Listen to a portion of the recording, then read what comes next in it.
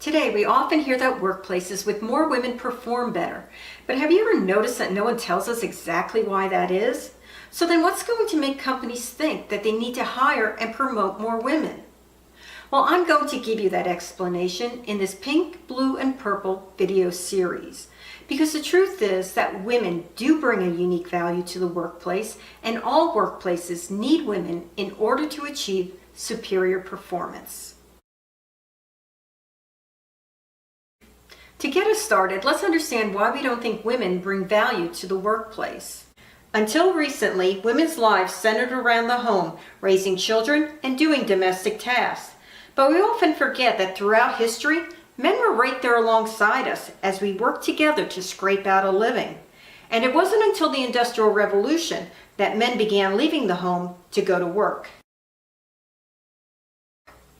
Working outside the home, men created the civic, scientific, industrial, and technological achievements that advanced societies. And since men did all this without women, we gave all the credit to male thinking and male ways of doing things.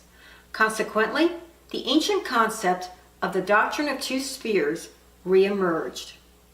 And it is this doctrine that has been women's greatest nemesis in our quest for workplace equality.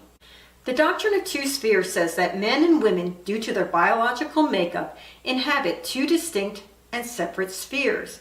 Men inhabit the public sphere, comprised of commerce, law, government, academia, and skilled trades, while women inhabit the private sphere, which we often refer to as the home sphere, and think of it as limiting women to motherhood and domestic work. But it also includes fashion and beauty, as well as nursing and all religious, charitable, and social work. Now, according to the doctrine, men and women each possess the traits necessary for their sphere. And since the spheres are distinct and separate, so are men and women's traits. We don't share or have any overlapping traits.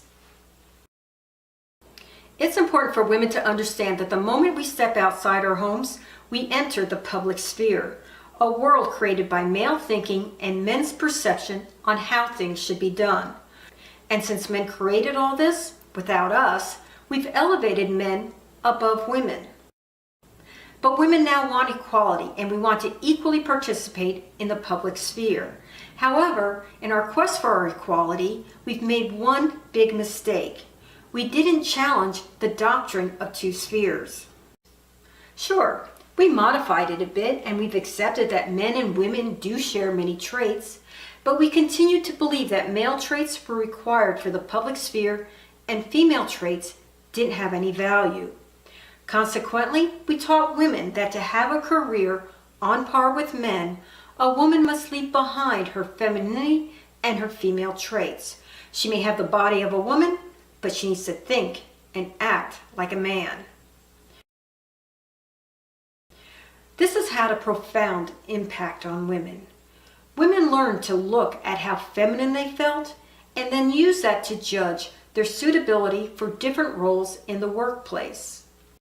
By not challenging the Doctrine of Two Spheres, we've denied women's true workplace equality. Well, it's time to correct our mistake and put the Doctrine of Two Spheres in the trash can where it belongs. With that done, we can start over. We can discover how men and women equally contribute to the workplace and how they work together to achieve superior performance.